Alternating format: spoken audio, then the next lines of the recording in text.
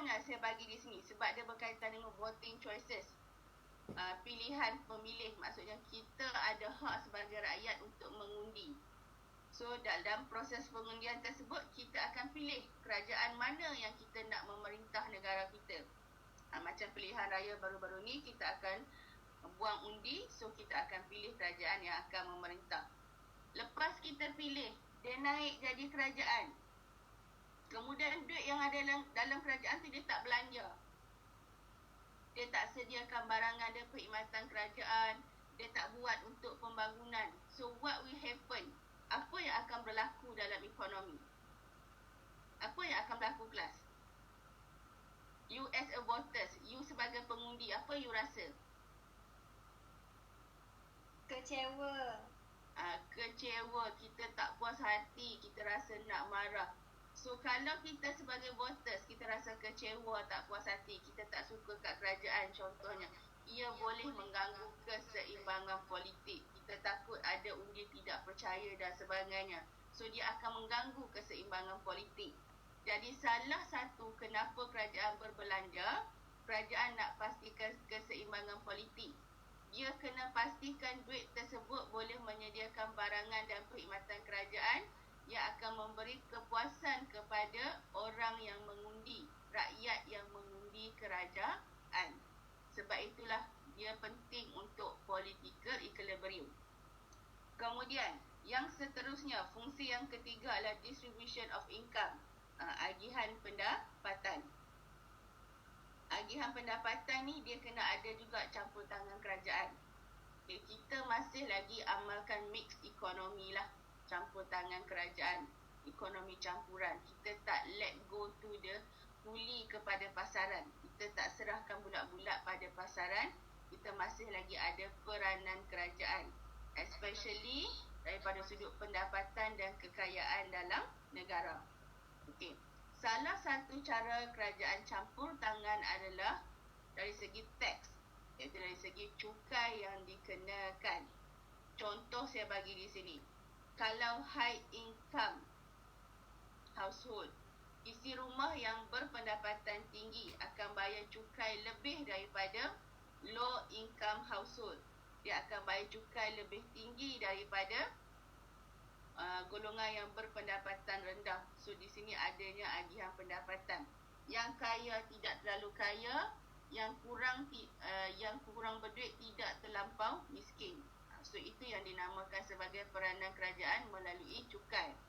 Dan kalau golongan yang berpendapatan rendah, mungkin kerajaan ada bagi subsidi, mungkin kerajaan ada bagi beasiswa contohnya. So ini salah satu cara kerajaan nak buat agihan pendapatan supaya kita tidak mahu ada jurang pendapatan yang terlampau besar di antara golongan yang berpendapatan tinggi dengan golongan yang berpendapatan rendah. Okey.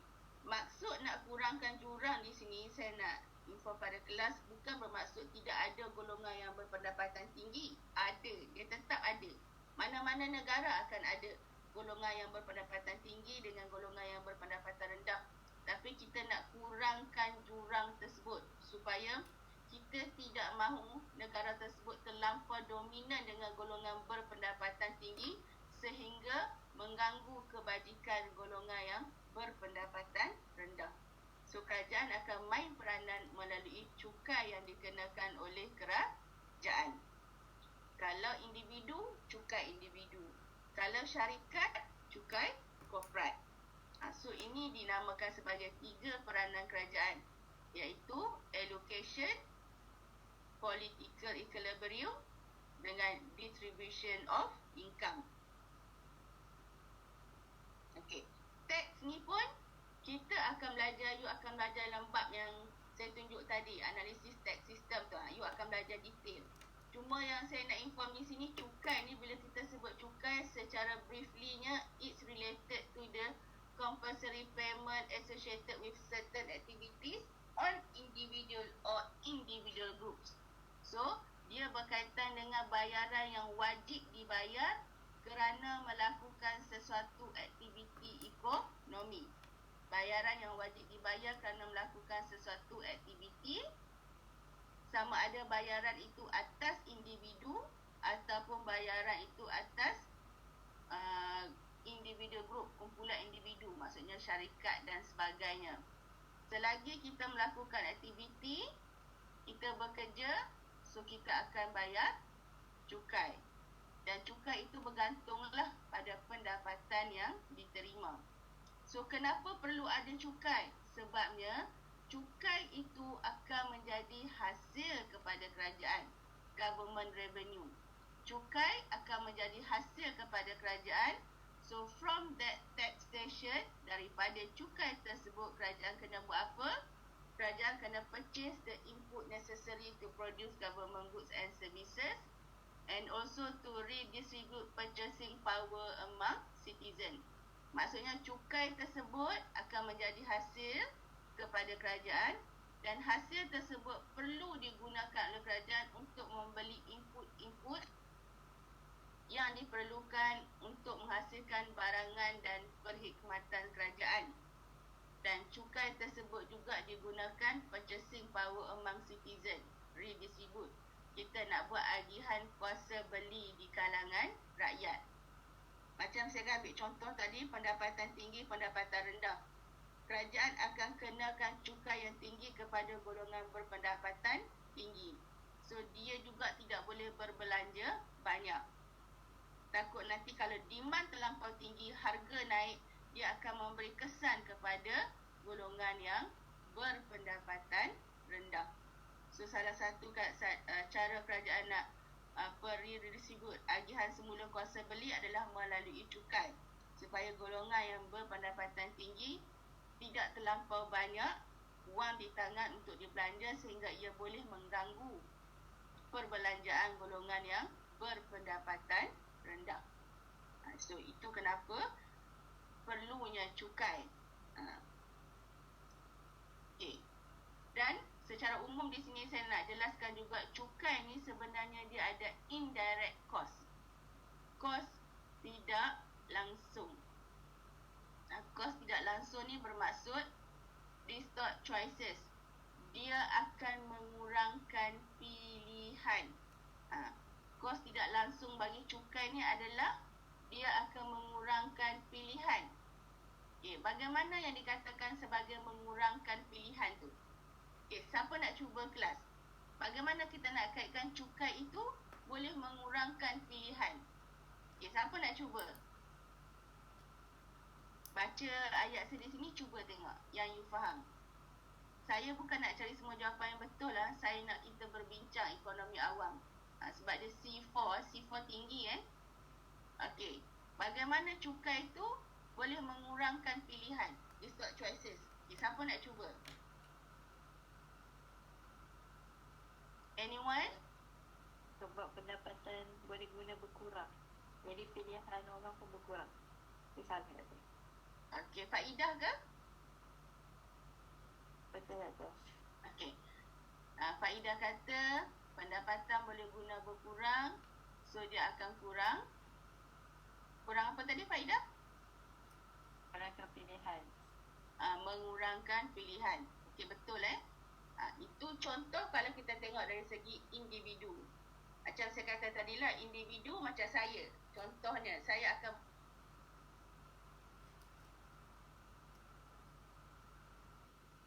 bila kerajaan mengenakan cukai ke atas saya, sebahagian daripada pendapatan saya akan bayar cukai kepada kerajaan. So dengan saya bayar cukai kepada kerajaan, bermaksud pendapatan boleh guna saya akan berkurang. So bila pendapatan boleh guna saya berkurang, saya juga akan mengurangkan total of goods and services, jumlah barangan dan perkhidmatan yang saya boleh beli, that I can buy, yang saya boleh beli. Sebab pendapatan kurang, kita andaikan secara teori, kita akan mengurangkan pembelian ataupun kita akan mengurangkan permintaan terhadap barangan. Kalau dulu sebelum ada cukai, banyaknya pendapatan saya dapat. Contohnya kalau kita tengok pendapatan tanpa cukai, banyaknya pendapatan saya dapat. Saya nak beli barang A, saya nak beli barang B, saya nak beli barang C. Tetapi selepas ditolak cukai, kita kira cukai semua income tax, akhirnya saya dapat pendapatan boleh guna. Pendapatan boleh guna saya akan sedikit. pendapatan boleh guna saya akan sedikit. So kalau dulu saya ada barang A, barang B, barang C, mungkin saya cuma boleh beli barang A dan barang B. So itu antara salah satu cara kerajaan mengawal jugalah pembelian dalam ekonomi. Sebab cukai ni dia ada kos tidak langsung, indirect cost, yang mengurangkan pilihan, distort choices. Selain daripada itu, sebenarnya cukai juga sekiranya insentif to work, affect insentif to work, insentif untuk bekerja. Kalau cukai terlampau tinggi, kadang-kadang boleh memberi efek negatif jugalah. Positif, yes, dia dapat meningkatkan hasil negara. But, tetapi if cukai tersebut terlampau tinggi, saya kerja 8 jam, dapat pendapatan, akhirnya bayar cukai, pendapatan saya tinggal banyak ni sahaja, so kita akan rasa penat. Kerja banyak, pendapatan sikit, jadi insentif untuk saya bekerja akan kurang. Sebab itulah kerajaan akan berhati-hati dalam meletakkan cukai pendapatan yang perlu dibayar oleh pekerja. Kalau cukai tinggi, pendapatan boleh guna rendah, saving akan kurang, perbelanjaan akan kurang. So, dia akan memberi kesan juga kepada ekonomi. Terlampau tinggi cukai pun boleh merencatkan, boleh mengurangkan jual beli dalam pasaran, akhirnya dia boleh memberi kesan negatif kepada ekonomi. Sebab itulah kerajaan kena timbang tara bagaimana cukai yang sepatutnya, supaya cukai tersebut bukan sahaja boleh meningkatkan hasil negara, tetapi dalam masa yang sama boleh meningkatkan demand dalam negara, permintaan dalam pasaran. So, itu yang dikatakan sebagai cukai, peranan kerajaan melalui cukai. Okey. So, saya habiskan slide ni sekejap, kita rest sekejap lepas tu Okey, macam saya kata tadilah, hasil cukai boleh memberikan hasil kepada kerajaan, dan kerajaan gunakan to produce goods and services. Kerajaan gunakan hasil tersebut untuk sediakan barangan dan perkhidmatan kerajaan. Contohnya seperti polis, national defence, jalan raya dan sebagainya. Kalau private good ni, so opposite daripada government goods and services ni adalah private goods and services yang kita beli sendiri. Contohnya food, makanan. Kita nak makan, katakanlah nak makan chicken rice shop, kita buat keluar duit kita beli. Kerajaan tak akan bagi duit kat kita. Kita nak kena buat keluar duit kita akan beli. Kemudian pakaian, clothing, murah ke mahal ke, itu kita sendiri yang akan beli. Dan kebanyakan private goods and services ni available in a market. Dia ada dalam pasaran yang kita kena beli sendiri. So, kita ada dua jenis barang lah. Satu government goods and services, barangan dan perkhidmatan kerajaan. Satu lagi adalah private goods and services, barangan dan perkhidmatan persendirian ataupun swasta yang individu itu perlu sediakan sendiri. Okey, so kita rest kejap 5 minit. Tapi jangan pergi minum. Ni rest kejap je lah. Rest kejap. Kemudian kita akan sambung untuk graf ni. Okey, kita rest kejap 5 minit Mana tahu hutang, tiba-tiba saya kata rest kejap, pergi buka peti ais, ambil air minum. Alamak, lupa. Tak boleh lupa dah lah, dah berapa hari puasa dah.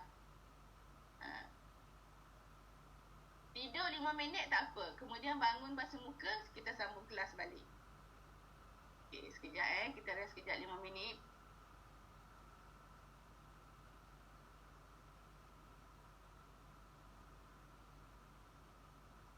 Pastikan K2 tolong scan link kehadiran yang saya bagi dalam WhatsApp group